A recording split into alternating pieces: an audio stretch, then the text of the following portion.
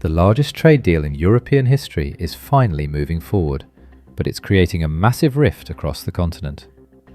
We are talking about a free trade area covering 780 million consumers and over 40 billion euros in annual trade. On paper, it's a strategic masterpiece. In reality, it has put European farmers on a collision course with the European Commission. The stakes are simple. A massive market opening for industrial goods, traded for agricultural concessions that some say could decimate local livelihoods.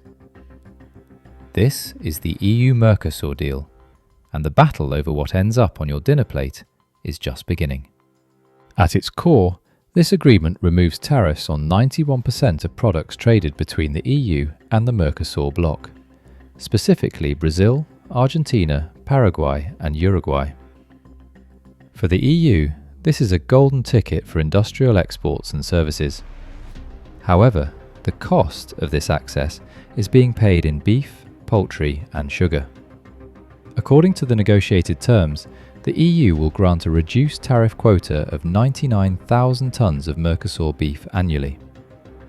While that's less than 2% of total EU consumption, there's a catch. Industry analysts point out that this quota specifically targets high-value cuts like steaks. This means the pressure isn't spread out. It's concentrated directly on the profit margins of European cattle farmers. But how do you compete with a producer whose costs are 20 to 30% lower than yours? This is the question haunting farm unions in France and Ireland.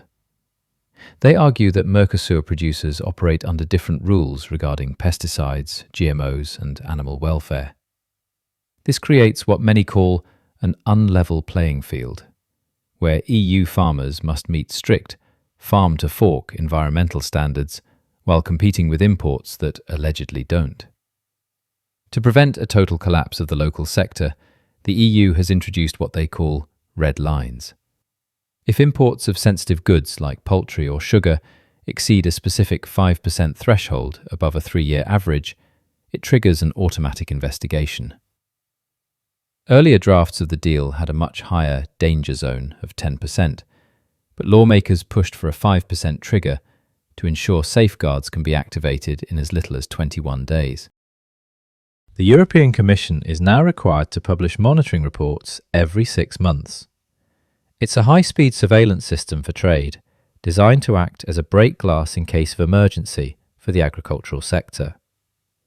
But for many, the concern isn't just about volume, it's about the agribusiness model itself.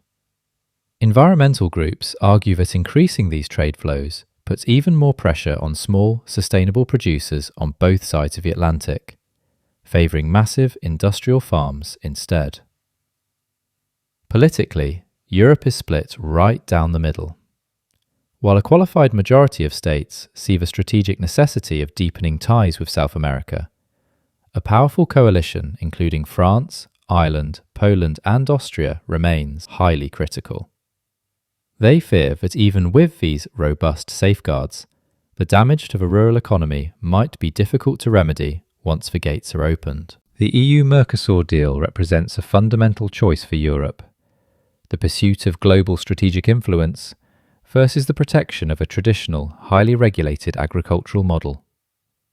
While the Commission frames the new safeguards as a swift and legally sound mechanism to protect farmers, the true test will come the moment the first 21-day investigation is triggered. The bigger question now is whether these protective red lines will actually hold, or if they are simply a temporary bandage on a widening economic gap. As the deal moves toward implementation, the focus shifts from the debating chamber to the supermarket shelves. If you want to understand how these global trade shifts are fundamentally changing the way we think about food security and environmental standards, you need to look at the Green Deal paradox. Watch our next video on how Europe's environmental regulations are clashing with its global trade ambitions right here.